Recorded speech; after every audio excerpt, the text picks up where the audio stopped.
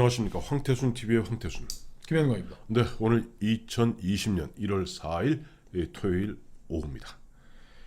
우선 우리 대한민국의 대법원장 김명수 대법원장이 문재인 대통령과 그들을 갖다가 옹이하고 있는 그를 옹이하고 있는 이른바 진보 좌파들에 의해서 토사구팽 당했습니다. 얼마 전에 부산고등학교 동창회에서는 김명수 씨가 정말 너무 부끄럽다. 너무 부끄럽다. 어떻게 권력의 시녀가 되길 저렇게 자처하느냐라고 동창회에서 제명하자 하는 논의가 있었습니다만은 조만간 3,000명이 넘는 전국의 법관들이 김명수 대법원장 사퇴하라 라는 말이 곧 터져나올 판입니다. 그러니까 대법원장이 사법부의 수장인데 네. 사법부의 수장이 스스로 권력의 시녀를 자임을 하니까 그렇죠. 권력이 자근자근 짓밟기 시작했구만요. 그렇습니다. 참 우리 참고로 세상 참 또. 자, 우리 본격적으로 들어가기 전에 조금 제가 좀 앞에 사설이 좀 깁니다만 지난 연말에 지난해 연말에 며칠 되지도 않았죠. 지난 연말에 공수처법 통과시키고 아마 내일 모레면 검경 수사권 조정을 함으로써 또 1월 2일자로 임명받은 추미애 법무장관 등은 이미 이제 검찰의 무력화는 완성되었다고 보는 것 같습니다. 그래서 어제 1월 3일 보니까 민주당 박주민 의원이라고 있습니다. 그 사람은 안 끼는 데가 없대요. 안 끼는 데 없죠. 민변이죠. 그 박주민 씨가 민변과 참여연대 바로 문재인 정권 문재인 정부의 4대 천왕 중 두 양 세력들을 끌고 국회에 나와서 법원조직법 개정안 발의 기자회견했습니다. 어떤 내용입니까? 야, 저도 지금 사설이 가면 안 될 것 같아서 하는데 참 이렇게 법을 국회에서 법을 개정해서 헌법을 파괴하는 게 이게 상시화가 되겠네요. 그렇습니다.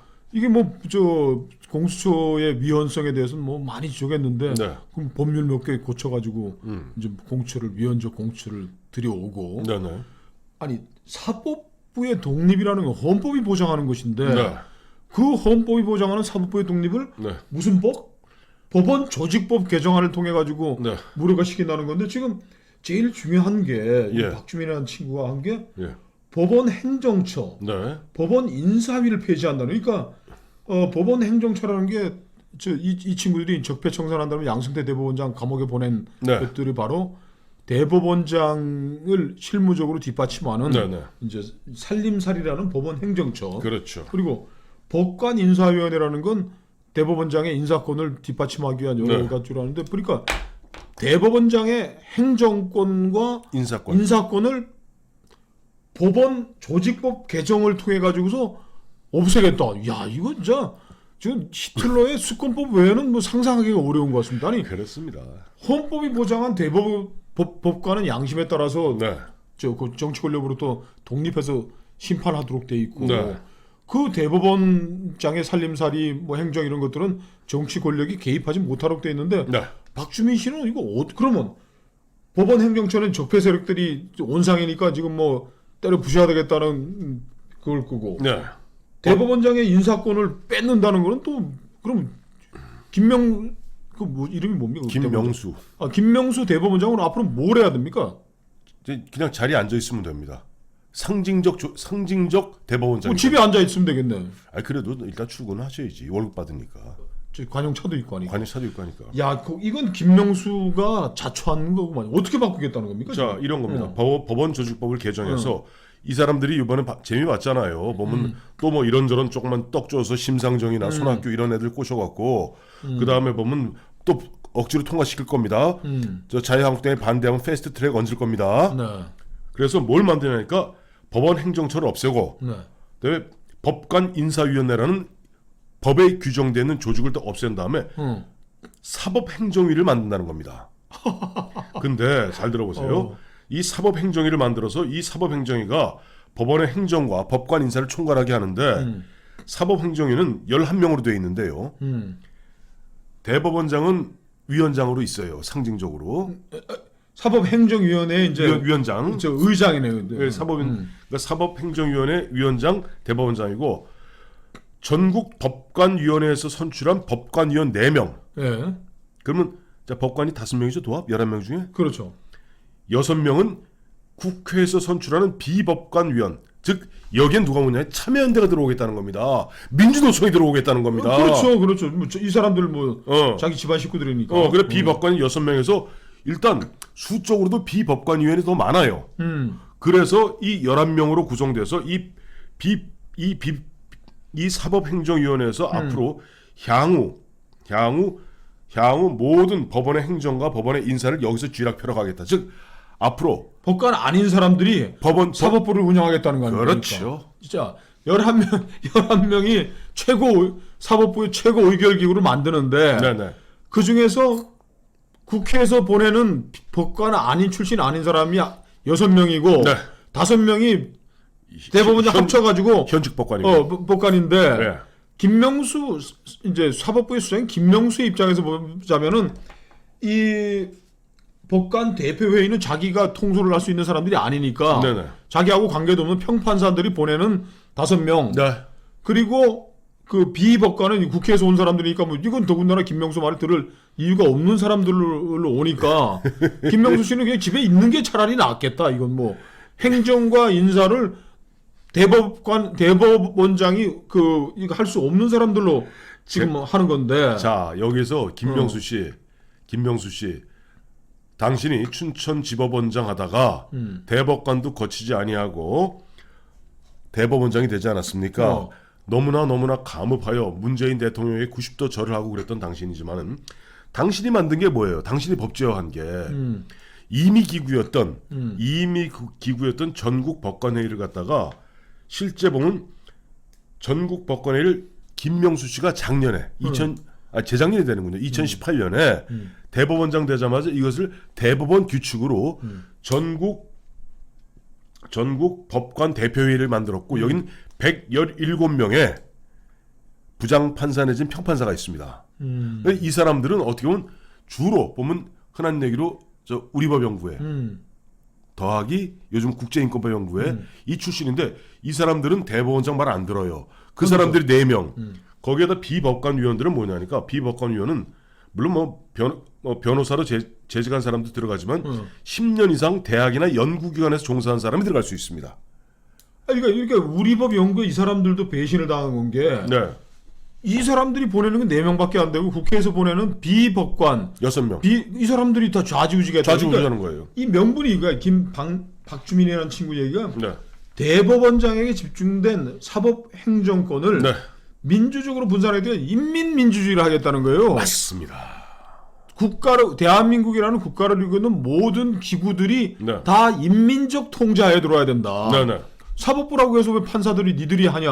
니 멋대로 하느냐? 니 멋대로 하느냐? 인민적 통제, 민주적 통제하에 들어와야 된다는 것이 바로 인민민주주의. 인민들이 다 사법부 들어와 가지고서 인사도 참여연대 사람들이 가가지고서 법관 인사도 하고 대법관 인사도 하고 대법원장 집에 있으면 되는 거. 이 사람이야 뭐 대리인 보내면 되겠는 거. 이렇게 민주적으로 분산하니까 뭐 검찰도 뭐 고위공직자 비리수사처에 들어가 있는 법관 아닌 사람들이 그냥 다 주물럭 그래가지고 검찰은 다 넘겨. 그 판사들도 지금 이제는 우리법 명괴라고 김명수라는 자가 대법원장 될 때는 아주 꿀단지 같이 쏙쏙 숟가락으로 잘 빨아먹은 제도지만 이 사람들도 이제는 참여연대 뒤통수 맞은 거죠. 그렇죠. 이 사람들이 뭘 할 수 있겠지? 지들은 전국 법관 대표회의가 말이야, 야 대법관 대법원장 법원행정처하고 말아먹고 이 적폐 세력들하고 막 욕설 신나게 했는데 이제는 법관도 아닌 법률가도 아닌 사람들이 야 판사들 자식들아 이것들이 요즘 니들이 시험만 보면 돼 임마. 권력은 인민으로부터 나오는 거야. 맞습니다. 10년 이상 대학과 연구기관이 어디까지를 포함하는지 모르겠고요. 대학도 어느 대학을 얘기하는지 모르겠는데 김 시장, 저 6.25 전쟁 때 저 항미 원조한다고 6.25 전쟁에 참여했던 중공군들이 있잖아요. 중공군도 계급 없었습니다. 중공군은 계급이 없었습니다. 중공군 계급이 없습니다. 왜? 거기에 걔들이 인민민주주의고 모두가 평등하다는 명칭하에 저 쫄병이나 총사령관, 팽덕회나 계급장이 없습니다. 엉망진창이었어요. 근데 이들이 지금 하고자 하는 것은 딱 보면 딸레반들이 하는 거야. 자, 야, 너 뭐 공부 좀 잘해서 네가 뭐 저 뭐 사법고시해 갖고 네가 뭐 했다고 웃기는 소리 하지 마. 너희들은 자식아 세상 물정 몰라. 우리가 아는 거야. 아니, 판사 뭘 알아? 니들이 뭐 알아? 지금 근데도 임기는 법관위원은 3년이고 비법관위원만 2년 연임을 할 수 있도록 했네. 그러니까 법관이라는 네. 저 헌법이 보장한 뭐 이런 거 이거 그 개소리고 네네. 무슨 판사 검사 계급 띄면 뭐 니들이 뭘 대학 좋은 대학 나와가지고 뭐 사시 한번 붙으면 뭐 판검사하는 게 뭔 자랑이야? 저 노동자 농민 네.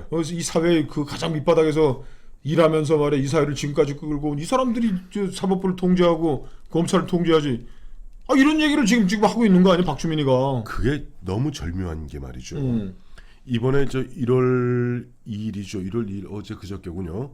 문재인 대통령이 대한 상의에서 신년 인사회에서 하지 않았습니까? 네. 그때 뭔가 확실한 변화를 얘기했습니다.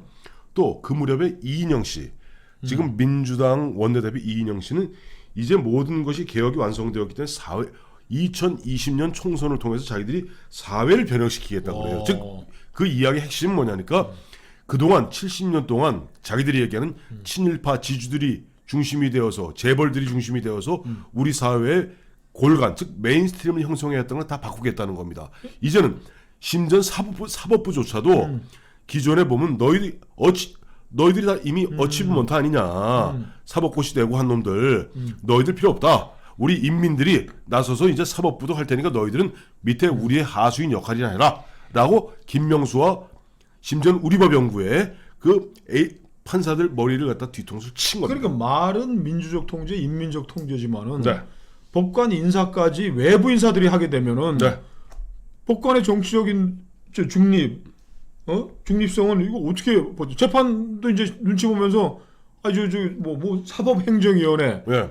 외부인들이 절대 다를 차지하고 대법원장은 그냥 저 얼굴 마담으로 앉아놓은 거기서 인사도 다 하고 가는데 법관들이 이제는 사법행정위원회 눈치만 볼 거 아니에요. 그렇죠. 아니 어제 보니까 박주민 씨가 오른쪽에는 민변, 자기 민변 출신이니까 왼쪽에는 바로 참여연대를 들고 나온 거예요. 그건 상징으로 얘기하는 겁니다. 참여연대가 이제는 보면은 제가 늘 말씀드렸잖아요. 문재인 정권의 4대 밑바탕 전교조, 민변, 민주노총, 참여연대 늘 말씀드리지 않았습니까? 이젠 야들이 보면은 인민민주주의 이름하에 드디어 법사 독재, 우리 돌아가신 김경호 선생님 늘 말씀하셨던 사법 독재를 하겠다는 겁니다. 진중권 씨가 계속 그 유시민을 향해서 네. 저 나치 정권의 괴벨스라고 그러는 게 네. 이런 중차대한 의미가 있고 히틀러와 괴벨스가 지금 우리 사회를 지금 사법부까지 그냥 완전히 참여연대와 뭐 민변과 네. 이 좌익 연합 세력들의 네. 시종으로 만들기 위해서 이건 뭐 완전 히 독재로 가는 길이구만요. 그렇죠. 이제 독재로 가는 길인 게 이제 앞으로 보면은 가장 중립적이고 독립적이어야 할 법관 법원조차도 이제는 앞서 말씀하셨던 대로 무슨 위원회? 사법행정위원회. 사법행정위원회 뒤에 누가 있어? 참여연대가 있어. 참여연대 뒤에는 민변도 있고 바로 어둠의 원탁의 기사들이 있어. 그렇죠. 이 사람들의 눈치를 안 보면은 불이익 주는 거야 인사상. 또 행정을 하니까 돈 안 주는 거야. 그러네요. 이제 대법원장이 이런 걸 사법부에 행정, 네. 인사권을 행사하지 못하겠다고 했으니까 네. 김명수 씨는 뭐라 그러고 지금 뭐 법관 대표자에 와 있는 그 똑똑한 판사들은 뭐라 그러나 꿀 먹은 벙어리지 뭐. 꿀 먹은 벙어리고 김명수 씨는 정말 자기가 그래도 평생 법관으로 살아온 사람이라면 이런 상황이 초래된 데 대해서 분명한 입장을 발표하고 사법부의 독립을 지키지 못할 바에는 빨리 사퇴하시는 게 맞습니다. 그런 거 할 사람은 아니고 지금 뭐 신독재 뭐 4단계 뭐 그러더니 이건 이제 뭐 그거 다 되는 거 아니에요? 완성됐습니다. 마침 지난해 초에 보면 나경원 당시 원내대표가 이코노미스트 세계적인 잡지죠. 영국의 네. 이코노미스트가 보면 21세기 들어와서 뭐 보면 폴란드라든지 여러 나라에서 새로운 이른바 뉴 나치즘 비슷한 게 네온 나치즘이 현상들이 드러나는 걸 명쾌하게 정리했습니다. 뭐냐면 첫째, 어떤 나라가 어떤 위기의 순간에 빠졌을 때 카리스마가 있는 척하는 지도자가 집권을 합니다. 이게 문재인의 등장. 네. 두 번째는 2단계는 뭐냐니까 정치적 반대자를 적으로 규정합니다. 적폐청산. 3단계는 사법기관 등 독립적인 기관을 갖다가 다 와해시킵니다.